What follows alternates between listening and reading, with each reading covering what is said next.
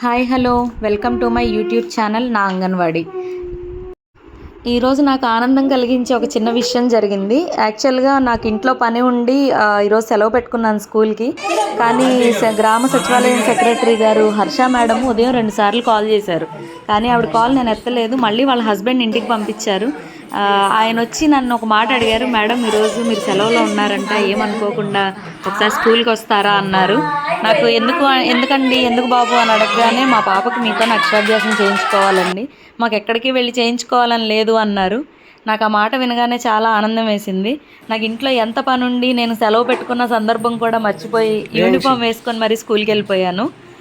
అక్కడికి వెళ్ళిన తర్వాత పాప కోసం ఫ్రూట్స్, పలక, బలపం, గురుదక్షిణ కోసం అని చెప్పి వాళ్ళు కొన్ని సామాన్లు తీసుకొచ్చారు. ఇవన్నీ చూసి నాకు చాలా ఆనందం వేసింది.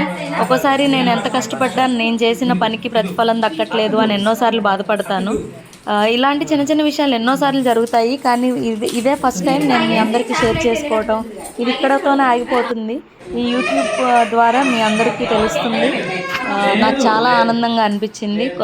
మేడం హర్ష గారు వాళ్ళ హస్బెండ్ చిట్టుబాబు గారు పాపను తీసుకుని వచ్చి అక్షరాభ్యాసం చేయించుకున్నారు.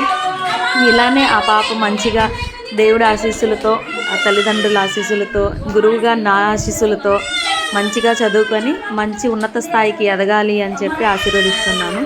ఈ వీడియో మీకు కానీ నచ్చినట్లయితే ఒక చిన్న లైక్, షేర్, కమెంట్ ద్వారా మీరు కూడా బేబీ వియాంషిని ఆశీర్వదించి మంచిగా చదువుకోవాలి అని చెప్పి మీరు కూడా ఆశీర్వదించండి. Thank you so much for watching my YouTube channel video నా అంగన్వాడి.